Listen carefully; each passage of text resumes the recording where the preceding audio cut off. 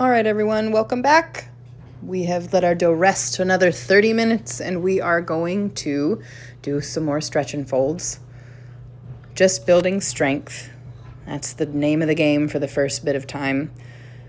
All right, we've let that dough sit for a good, 6 to 8 hours at this point. It has proofed, it's risen, it's gotten extra fluffy. I'm making 2 loaves. We're just working with the second right here in this portion of the video.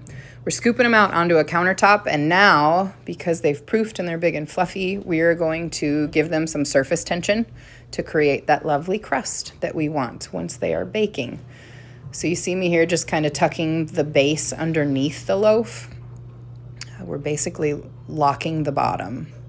And you just kind of twist and turn and pull it towards you, and the grippiness from the stick factor of the dough, it sticks to the counter and kind of pulls itself and makes it taut on the top. Let those rest for a good half hour, 20 minutes, half hour on the counter while you get your bannetons ready. I flour the edges with the same bread flour that I use to bake. I haven't used wheat flour in the banneton before, but I suppose you could. This just keeps the stick factor from impacting your dough.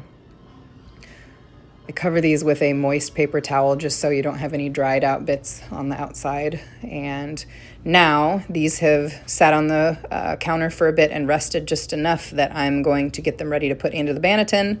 I've wet my hands again. I'm gonna basically do another set of, let's keep the base nice and tight. You saw me just make a little X on the bottom there. Lift it up, pop it in that floured banneton. We're going to do the same with that other loaf and put it in another floured banneton. Some people put the banneton cloth inside. I have done both methods. This seems to work for me. I just plop the dough right in that floured banneton. And then these are going to go sit in my fridge and proof even longer so that sour dough flavor goes overnight. There's some saran wrap. You want to keep any air from hitting that dough so you don't have a dried out layer of your bread when you're getting it out. You want it to stay nice and damp. Cover them, put them in the fridge. Good morning again. Here's the next day.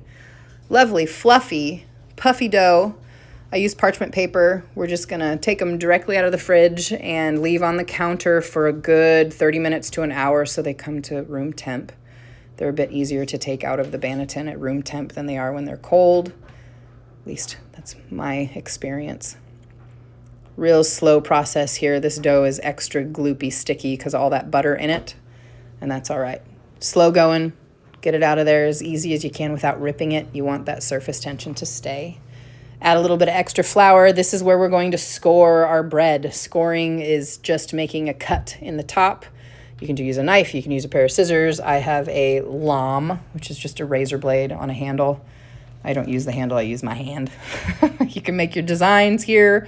Loads of videos on making delicate designs on the top of your bread. I am pretty basic. I do one big old thick cut, not thick, deep cut. The steam needs to come out of the bread as it's baking, otherwise it goes out wherever it can, and usually that's at the base of the loaf, so you'll have this big explosion on the bottoms and sides if you don't cut in the top. See you in a sec.